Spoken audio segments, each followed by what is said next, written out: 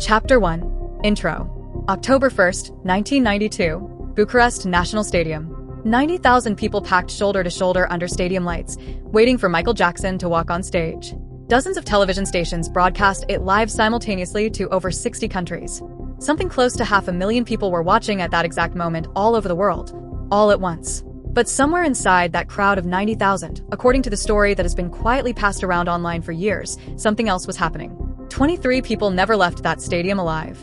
Not 23 injuries, not 23 people taken to a medical tent and released an hour later. 23 deaths at a Michael Jackson concert on a night that was supposed to be one of the defining moments of his entire career. If that is true, it means one of the most iconic nights in pop music history was also one of the deadliest nights any performer has ever put on. And it means that for over 30 years, almost nobody has said a word about it. So what actually happened inside that stadium? Who were these 23 people? Why does no obituary, no news archive, no official record carry their names? And why? Out of every concert Michael Jackson ever played across every country, every stadium, and every arena, is this the one specific night people keep whispering about? Chapter 2. The Tour Too Big to Control. To understand how something like this could happen, you have to understand exactly what Michael Jackson had built by 1992 and how little control anyone, including Jackson himself, actually had over it once it left the ground. The Dangerous World Tour launched in Munich that June in support of his 8th studio album. It was not simply a concert tour. It was closer to a moving occupation. 70 shows, 3 continents, close to 4 million tickets sold before the tour was even finished. Every single stop sold out completely, often within hours, in countries that had never hosted a Western pop star at anywhere near this scale before. And this was not a tour built quietly. Every date came stitched together with spectacle design specifically to overwhelm an audience. Pyrotechnics, a full military-style stage entrance, and a 50-foot statue of Jackson unveiled in some cities before he even appeared. Sponsored by Pepsi, with profits funneled into his own Heal the World Foundation.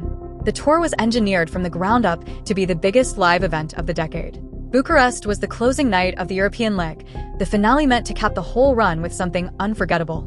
Romania, barely 3 years removed from the fall of the Ceausescu regime, had never experienced anything close to this.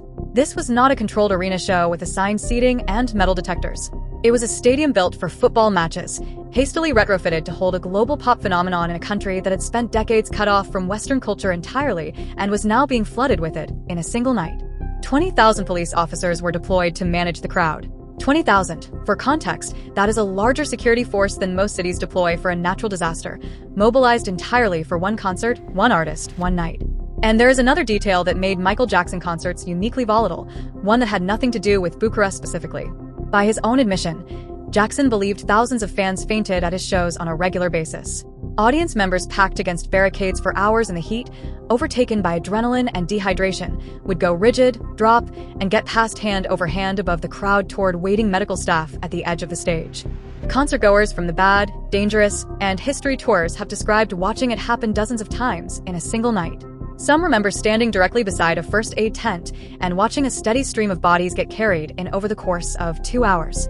It became so associated with his shows that it was treated almost as a signature of a Michael Jackson concert, the same way people talk about the moonwalk or the single sequin glove.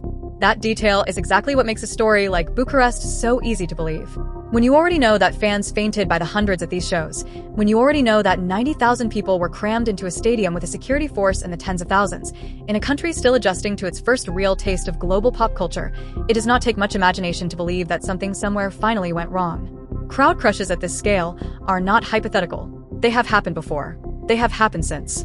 So when the story about Bucharest started circulating, it did not feel absurd. It felt disturbingly plausible. It felt exactly like the kind of thing an estate, a network, or a legacy machine with hundreds of millions of dollars riding on the myth of a perfect show would want buried and forgotten. Jackson himself only added fuel to that fire. In interviews, he claimed that as many as 5,000 fans fainted at his concerts on a given night. Concerts on a single night. An astonishing figure that would suggest nearly 5 or 6% of an entire stadium audience collapsed during one performance. Whether that number reflected reality or simply became part of Michael Jackson's legendary reputation, it slowly entered the mythology surrounding every stop of the tour. Journalists repeated it. Fans repeated it. Over time, the lines separating exaggeration from documented fact became increasingly difficult to identify. And once people already believed thousands were fainting at concerts, believing that some never survived no longer felt like an impossible leap. It simply became the next chapter of a story audiences had already been conditioned to accept. Chapter 3. The story that wouldn't stay buried.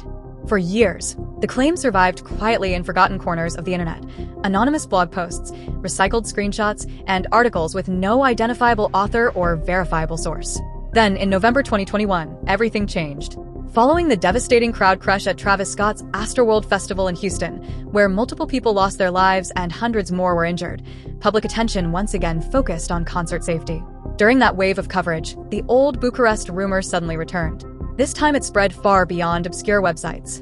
Viral posts began comparing the two events directly, portraying Michael Jackson's 1992 Bucharest concert as the most dangerous concert in history and suggesting that an equally devastating tragedy had occurred decades earlier without accountability. That moment marked a turning point. The conversation was no longer confined to internet rumors. It had entered mainstream social media. If you're interested in understanding how stories like this spread online and, more importantly, how to recognize the difference between information designed to feel convincing and information supported by evidence, make sure you're subscribed before we continue. Because the deeper this story goes, the more revealing it becomes. Tracing the rumor backward reveals something surprising. Most versions originated not from established newspapers or professional journalists, but from small content aggregation websites with little editorial oversight. These sites rarely identified their writers, almost never cited primary sources, and offered no official documents to support extraordinary claims. No government reports, no hospital records, no police investigations, no contemporary news coverage, only the allegation itself, repeated over and over until repetition began replacing evidence. One of the earliest widely circulated versions appeared on an aggregation website called Day News. Long before the rumor exploded in 2021, the article described the Bucharest concert, mentioned large numbers of fans fainting, and then asserted, without presenting a single supporting source, that people had died. There were no names, no medical records, no official investigations, and no follow-up reporting. Just an unsupported claim quietly sitting online, waiting for the moment public attention would eventually bring it back. Chapter 4. The cracks nobody was supposed to notice. This is where the entire story begins falling apart. The closer the claim is examined, the more inconsistencies appear. Some versions insist the concert happened in 1992. Others place it in 1999. That is not a minor discrepancy. Michael Jackson performed only 2 concerts during 1999, one in Munich and one in Seoul. He never performed in Bucharest that year. The contradictions continue. Some versions claim approximately 5,000 people fainted and that 23 later died from those events. Other versions skip the fainting altogether and simply declare that 23 people died immediately. Still others describe the concert lasting 3 days, even though Michael Jackson never performed a 3-day concert anywhere in the world. That is not how genuine historical events behave over time. When a real event occurs, independent sources gradually reinforce one another. Newspaper archives align. Eyewitness testimony overlaps. Official records confirm dates, locations, and timelines. But this story moves in the opposite direction. The more versions you compare, the more the details fragment. Different years, different casualty numbers, different timelines, different descriptions of what supposedly happened. That pattern is characteristic of a rumor evolving through repeated retelling rather than documented history. And once that pattern becomes obvious, the central question changes completely. It is no longer simply, what happened in Bucharest? Instead, it becomes a far more revealing question. Where did this story actually originate, and why has it continued resurfacing for so many years?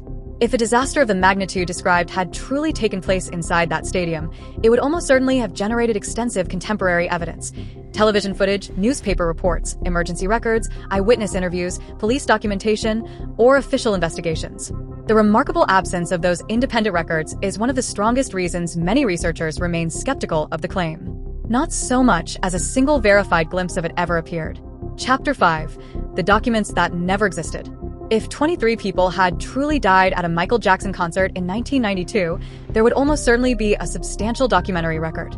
A stadium event of that magnitude in post-communist Romania, broadcast internationally to dozens of countries, would not have quietly absorbed a tragedy of that scale. It would have become the defining story of the entire tour, not an internet rumor emerging decades later. So, what does the historical record actually show? Contemporary newspaper coverage focused on the enormous crowd, the unprecedented scale of the production, and the excitement surrounding Michael Jackson's arrival in Bucharest. Jet magazine published a feature describing the event in detail, including reports that approximately 20,000 police officers and security personnel were involved in crowd management. What those contemporary reports do not contain is equally important. There are no verified reports from that week describing 23 concert-related deaths. No documented lawsuits connected to such an incident. No official investigations. No publicly identified victims. No memorials. No government inquiry. No major biographies of Michael Jackson, many of which examined every aspect of his personal and professional life, described such an event. Considering the extraordinary level of media scrutiny surrounding Michael throughout his career, the complete absence of contemporary documentation raises serious questions about the claim's credibility. Another fact makes the story even harder to sustain. The Bucharest concert was never hidden from public view. It became the internationally released television's special live in Bucharest, The Dangerous Tour, airing on HBO in the United States and in other markets through broadcasters, including the BBC. At the time, it became one of HBO's most successful concert specials and was later released repeatedly on home video and DVD before becoming part of several official box sets. A concert associated with a documented mass fatality event would almost certainly have generated enormous legal, historical, and media consequences. Yet the available historical record reflects the opposite. Rather than evidence of a concealed disaster, researchers primarily find unsupported articles published years later on low-credibility aggregation websites, followed by a dramatic surge in online sharing during 2021 after the Astroworld Festival tragedy renewed public discussion about crowd safety. Chapter 6. The concert they turned into an urban legend. So, if the rumor is unsupported, what actually happened in Bucharest? Ironically, almost the opposite of the internet legend. The Bucharest performance became one of the defining concerts of Michael Jackson's career. Nearly 90,000 fans gathered during a period when Romania was experiencing a new era of international entertainment following the fall of communism. The event was celebrated for its scale, production, and emotional atmosphere rather than remembered as a disaster. The performance eventually became Live in Bucharest, The Dangerous Tour, a concert film that continues to be watched by fans around the world and is frequently regarded as one of Michael Jackson's greatest live performances ever recorded. There is, however, one part of the story that is supported by numerous accounts. Fans genuinely fainted at Michael Jackson's concerts. Throughout the Dangerous World Tour, medical personnel regularly treated audience members who became overwhelmed by excitement, emotion, heat, or long hours of waiting. Those scenes became part of the tour's extraordinary reputation and were widely reported at the time. But that documented reality is very different from the later internet rumor. Across roughly 70 concerts attended by millions of fans over the course of the Dangerous World Tour, there is no verified evidence that a crowd crush in Bucharest killed 23 people, nor is there reliable historical documentation showing such a disaster occurred at any other stop on that tour. That distinction matters. The real story is already remarkable. One of the largest and most emotionally intense concert tours ever staged attracted millions of people while creating unforgettable scenes of fan excitement. It does not need an invented tragedy to become extraordinary. Perhaps that is why this rumor remains worth examining. Not because it uncovers a hidden catastrophe, but because it demonstrates how easily unsupported claims can evolve into something many people began accepting as historical fact. A well-documented concert gradually became associated with an entirely different story, not through newly discovered evidence, but through repeated online retelling. The rumor filled gaps left by anonymous blog posts. Years later, it found new life as comparisons emerged after the Astroworld Festival tragedy.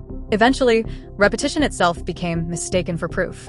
If you've stayed with this story until the end, subscribe before you leave. Because this channel isn't just about revisiting famous events. It's about tracing how stories are created, how they spread across the internet, and how, over time, unsupported claims can begin to look like established history.